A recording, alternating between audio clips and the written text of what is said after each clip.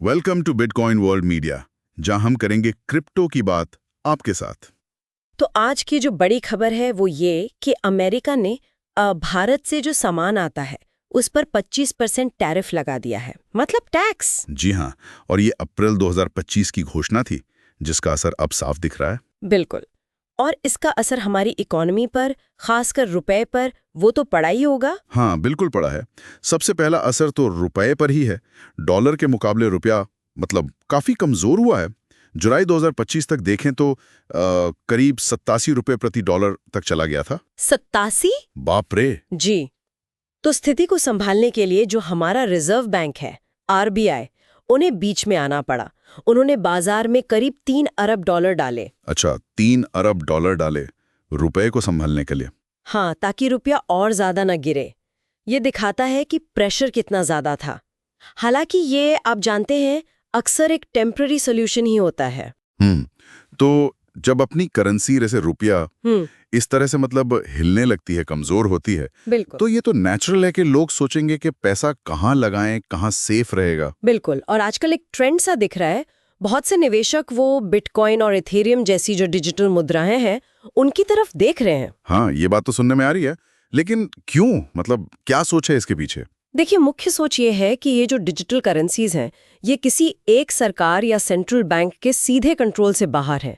कम से कम ऐसा माना जाता है। अच्छा। तो लोगों को लगता है कि किसी एक देश में अगर कोई आर्थिक गड़बड़ हो या राजनीतिक उथल-पुथल हो तो शायद इन पर उतना सीधा असर नहीं पड़ेगा जितना उस देश की अपनी करेंसी पर पड़ता है। इन्हें एक तरह से डिजिटल संपत्ति की तरह देखा जा रहा है। डिजिटल संपत्ति। लेकिन एक मिनट, क्या ये बात पूरी तरह सच है कि इन पर देश की समस्याओं का असर कम होता है? हमने तो कई बार देखा है कि दुनिया में कुछ बड़ा होता है, कोई बड़ी आर्थिक खबर आती है तो बिटकॉइन वगैरह भी तो हिल जाते हैं। हाँ, ये सवाल बिल्कुल जायज है। देखिए, पूरी तरह असर नहीं होता कहना शायद ठीक नहीं होगा। ये कहना बेहतर है कि असर अलग तरह से होता है और शायद किसी एक देश की लोकल प्रॉब्लम का सीधा और फौरी असर कम होता है। ओके। ग्लोबल इकोनॉमी के ट्रेंड्स या कोई बड़ा रेगुलेशन आ जाए या निवेशकों का मूड बदल जाए तो बिल्कुल क्रिप्टो मार्केट पर असर पड़ता है। लेकिन बात यह है कि जैसे अमेरिका ने ये टैरिफ लगाया या रुपया कमजोर हुआ, ये चीजें सीधे सीधे बिटकॉइन के चलने के तरीके को या उसकी कीमत को वैसे नहीं बदलती जैसे वो रुपये को बदल रही हैं। अच्छा, मतलब डायरेक्ट लिंक नहीं है उतना। हाँ, एक तरह से। बल्कि ये रुपये की कमजोरी जैसी घटनाएं लोगों को क्रिप्टो की तरफ शायद और धकेल सकती हैं, क्योंकि वो एक ऑल्टरनेटिव, एक विकल्प ढूंढ रहे होते हैं। ये बात दिलचस्प है।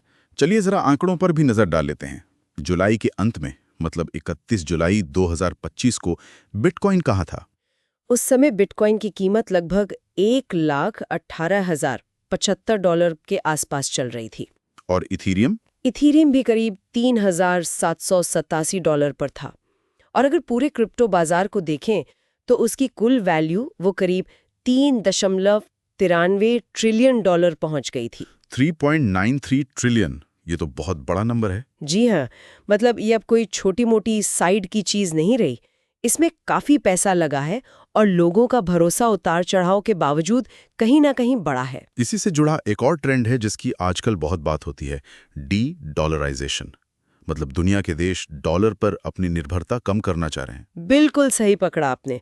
ये जो भारत पर टैरिफ लगा, फिर रुपए पर दबाव आया, ये सब कहीं ना कहीं उसी बड़ी पिक्चर का हिस्सा है। ये दिखाता है कि कैसे सरकारी नीतियां और दुनिया की घटनाएं हमारे पारंपरिक फाइनेंशियल सिस्टम को हिला सकती हैं। हाँ। और जब मेन सिस्टम पर सवाल उठते हैं या उसमें अस्थिरता दिखती है तो बिटकॉइन जैसे जो वैकल्पिक सिस्टम है वो लोगों को ज्यादा आकर्षक लगने लगते हैं। देश भी अब सिर्फ व्यापार के लिए नहीं बल्कि अमेरिकी दबदबे से बचने या अपनी आज़ादी बढ़ाने के लिए डॉलर से हटकर दूसरे रास्ते देख रहे हैं।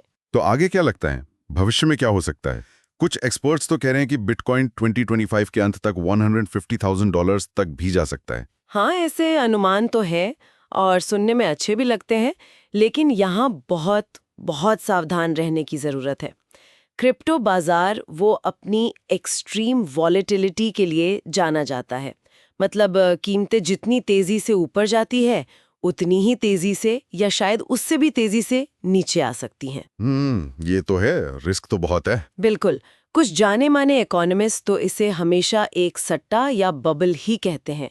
वॉलेटिलिटी के अलावा रेगुलेशन का भी पता नहीं होता कि सरकार कब क्या नियम ले आए, और सुरक्षा मतलब सिक्योरिटी के भी खतरे रहते हैं, हैकिंग वगैरह। सही बात है। ऐसा लगाना बहुत जरूरी है जितना आप अगर गंवा भी दें तो आपको बहुत ज्यादा फर्क ना पड़े। बिल्कुल सही कहा।